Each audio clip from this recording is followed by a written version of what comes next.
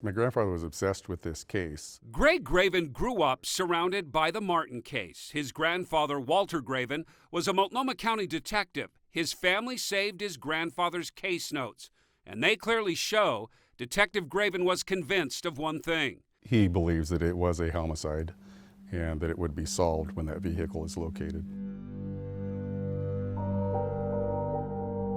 The Martins left their home in the family's 1954 Ford station wagon around 1 p.m. When they didn't return, friends called police, but no one agency took charge of the case. After a few days, the Hood River Sheriff claimed the Martins' car must have accidentally plunged into Cascade Locks while backing up in the parking lot. He based his conclusion on some tire tracks and a credit card receipt showing Mr. Martin had purchased gas in town. But Detective Graven kept investigating, and to him, the Martins' trip seemed odd. The time of day when they chose to leave was not a common time. Kentha didn't like to drive when it was dark outside. Witnesses reported seeing the Martins eating lunch at a cafe in Hood River. A waitress said the Martins left and headed towards the Dalles. Detective Graven went there. He discovered tire impressions on a bluff leading into the Columbia River. The tread matched the type of tires on the Martins' car. He saw something else on a rock near the edge of the bluff. Paint chips were found that were sent off to the FBI crime lab that were examined and were of the same make, model, and paint scheme of the Martin family vehicle. Then there was the gun, found in Cascade Locks near an abandoned stolen car. And then it was completely coated with the dried blood from whatever they had clubbed. They had clubbed something to death, apparently. Bonnie Cox's husband found the bloody gun and turned it over to the Hood River Sheriff, but it was never processed for evidence. Detective Graven connected the gun to the Martins' older son, Donald. He was now in the Navy back east, but a few years earlier, he had been accused of stealing that gun from the Myron Frank department store, where he worked in sporting goods. Walter Graven definitely had considered him, if not a suspect, at least a person of real interest. J.B. Fisher is writing a book about the Martin case. He says Donald Martin had a strained relationship with his family, something Detective Graven was aware of. He was very curious about what Donald Martin's role might be. Donald didn't come back to Oregon during the search for his family. Detective Graven interviewed him by phone. In his notes, Graven wrote, "It had to be planned out by," then a name is scratched out.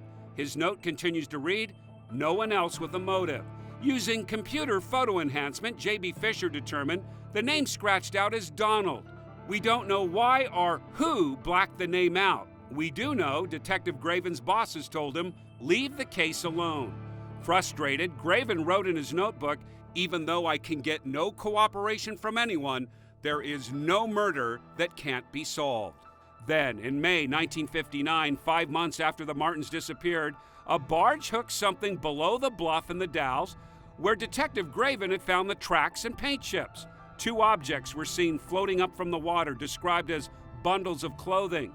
A few days later, the bodies of Sue and Virginia Martin were recovered downriver. Although badly decomposed, the autopsy revealed a clue. One of the photographs shows Virginia Martin was whole in head, and that left a lot of question there. It was never clear what caused it. Donald Martin skipped the memorial service for his sisters. He did come back to Portland in June of that year to settle the family estate and meet with Detective Graven, telling him, "I know of no one who would murder my folks or no reason for it, but I don't see how it could have been an accident."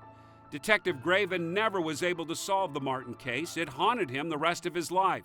He indicates in his notebook, "Will be solved if I live long enough for the car and bodies to be found." Detective Graven died in 1988, but his investigation lives on. So Walter Graven, Jay, gave the Dalles Police Department all his notes on the investigation?